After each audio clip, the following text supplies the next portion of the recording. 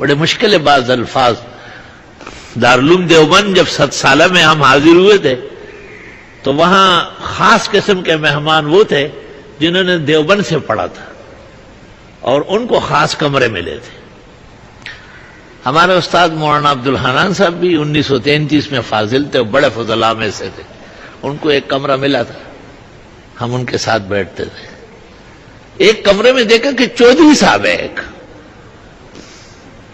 اور بڑا وہ لمبا چوڑا وہ چیلم جو ہوتا ہے نا ادھر سے ادھر تک پائپ لگا ہوا تھا. 3 4 5 خادم تھے اور وہ کھڑ کھڑ کھڑ کھڑ کھڑ تھوڑی تھوڑی دیر میں کھڑ کھڑ کھڑ کھڑ کھڑ.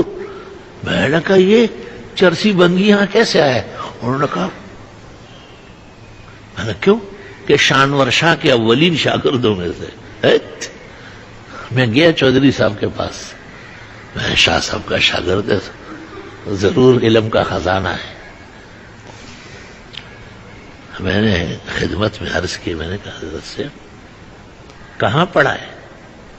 کہا امام الاثر محدث کبیر آیت من آیات اللہ، ہمارے استاد محترم مولانا محمد انور شاہ صاحب سے. میں نے کہا تو یہ حلیہ کیسا؟ ہاں جی یہ بھی شاہ صاحب کی مہربانی ہے. کیوں؟ کہا جب میں نے پڑھ لیا نا تو مجھے بلایا، چودھری جی ادھر آؤ، تو کوئی مولوی وولوی نہیں، چل تو اپنی چودراہٹ کر. کوئی مولوی وولوی نہیں ہے تو مولویوں کو بدنام نہ کرنا. بس یہ بن گیا. شاہ صاحب نے کہا ہے کہ تو مولوی نہیں ہے تو نہیں ہے مولوی، بات ختم ہو. اللہ، مجھے رونا آیا کہ اپنے استاذ پر کتنا ناز ہے. اور دیوبند نے ان کو خاص مہمان بنایا. حضرت اقدس مولانا انور شاہ سے سند یافتہ ہے.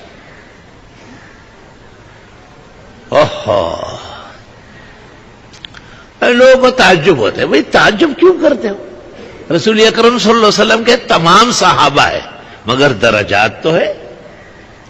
ابو بکر اعلمنا، سب سے بڑے عالم اس امت کے، عمر، عثمان، علی، بدریین، یہ جتنے بھی حضرات ہیں عشرہ مبشرہ، درجاتم بعضهم فوق بعض، فرق تو ہوتا ہے درجات میں.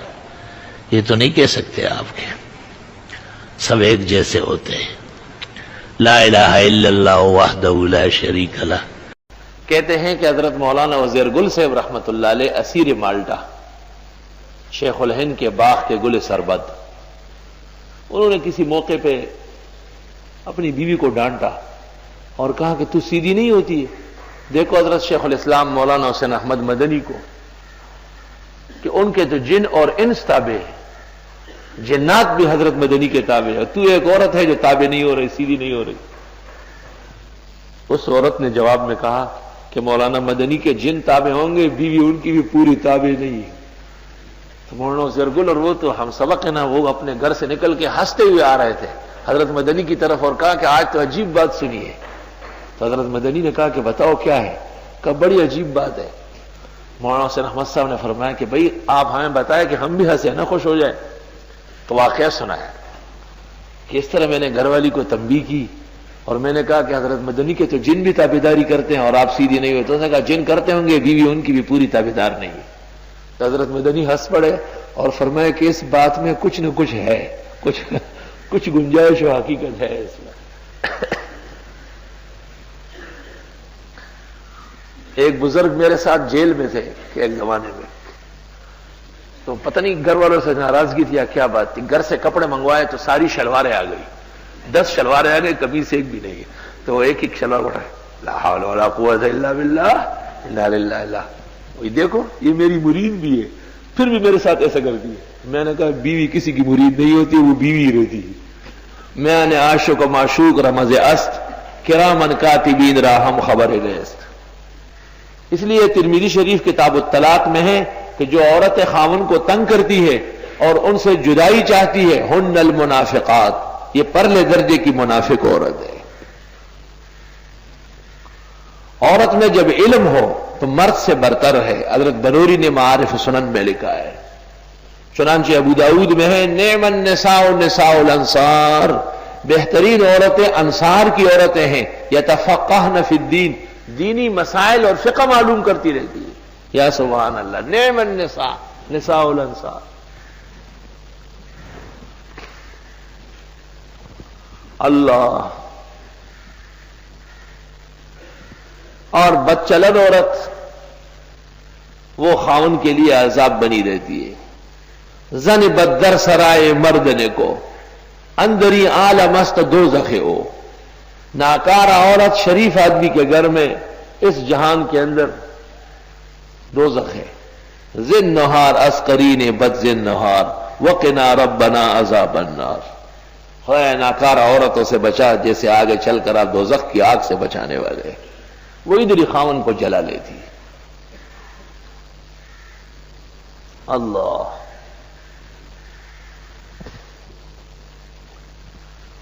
اس لیے صرف لکھنا پڑھنا کمال نہیں ہے، اس پر عمل کرنا کمال ہے. ایک عورت جو درس میں آتی ہے، قرآن سنتی ہے، احادیث اور فقہ جانتی مانتی ہے، اس میں اور اس عورت میں جس کو دین کی ہوا نہیں لگی، زمین و آسمان کا فرق ہونا چاہیے. یہ بھی ان کے رنگ میں رنگی جاتی ہے اور ان جیسی باتیں کرتی ہے، دنیا کی اور فیشن کی اور زیب و زینت کی اور خرافات و لیانیات. اس پر کیا اثر ہے دین کا؟ وَلَهُمْ فِيهَا أَزْوَاجٌ مُطَهَّرَةٌ. قابل عورت، شریف اور عفیف عورت سب کچھ برداشت کرتی ہے. مناسب موقع پر دیکھتی ہے، انتظار کرتی ہے. جب خاوند تسلی سے ہو، خوشباش ہو، تو بتا دیتی ہے کہ گھر میں یہ پریشانی ہے، اس چیز کی کمی ہے اور یہ چیزیں لانا چاہیے. ٹھیک ہے، وہ گھر کا بڑا ہے، ذمہ داری ہے.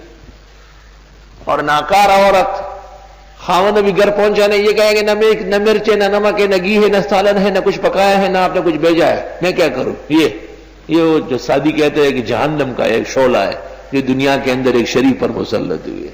یہ بدچلن عورت، بدچلن عورت خاوند کے لیے عذاب بنی ہوئی ہے. اب وہ غریب باہر سے تھکا تھکائے چور چور آیا ہے، نہ وہ چارپائی کو پہنچائے، نہ وہ پلنگ پہ بیٹھ سکا ہے، اور یہ جہنم کی جھونک کی راستے میں مقابلے پہ اتر آئی. اور آگے اگر وہ کوئی اور بات کر لے تو یہ تو کبڈی کے لیے کوچی تو کبڈی دا تیار کھڑی ہے بالکل. وَلَهُمْ فِيهَا أَزْوَاجٌ مُطَهَّرَةٌ. اور ان جنتیوں کے لیے جنت میں عورتیں ہوں گی پاکیزہ. قرآن نے کیا کمال کا لفظ بول دیا، جس کی تشریح کرتے کرتے ہم تھک جائیں گے لیکن پھر بھی اس لفظ کا حق ادا نہیں ہوگا. ایسی مقدس اور عفیفہ پاک دامن باخلق و باخلق خاتون اللہ تعالیٰ جنت میں نصیب فرمائے گا. رزقنا اللہ وإیاکم.